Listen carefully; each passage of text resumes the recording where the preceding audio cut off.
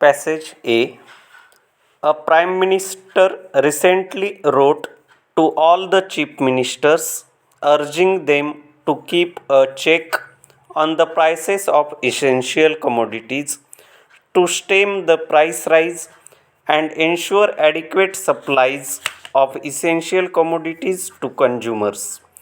Clearly, inflation has become a hot potato for the ruling establishment.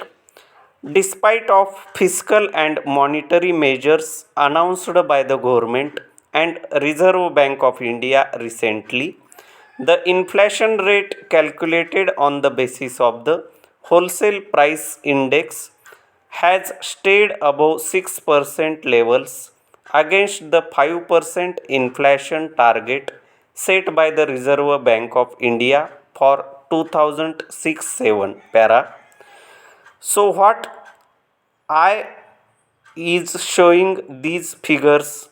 The Asian Development Bank, in its latest annual report, emphasizes that agricultural stagnation is a key structural challenge in India and rising food prices have been significant contributors to inflation.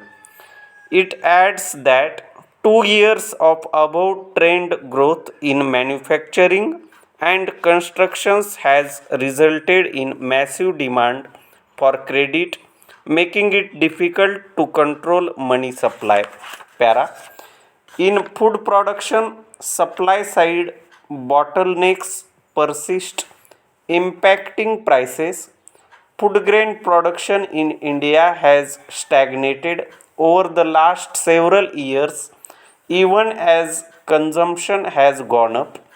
Last year, for instance, a shortage of pulses resulted in prices soaring almost 30%. Wheat prices have also soared 50% on the back of domestic supply crunch, points out managing director. Last year, even as stocks of wheat went down, there was a drought in wheat producing nations like Australia, Canada, the United States, and China. So, international prices of wheat went up almost 20 to 25% para. There may be some relief round the corner, but the rain gods will have to oblige. While the Rabi wheat crop is expected to be good, prices will depend on the quality of the harvest. Pulses will be sown only in June and July. Our outlook is that inflation will moderate if the monsoons are normal. The agricultural section needs a complete overhaul. Demand supply mismatches will be perpetuated if we do not address the situation. It has banned futures trading in rice and wheat following an earlier ban on futures trading in tur and urad. Besides, petrol and diesel prices have been lowered twice on the back of softening international prices. Wheat exports were banned in February.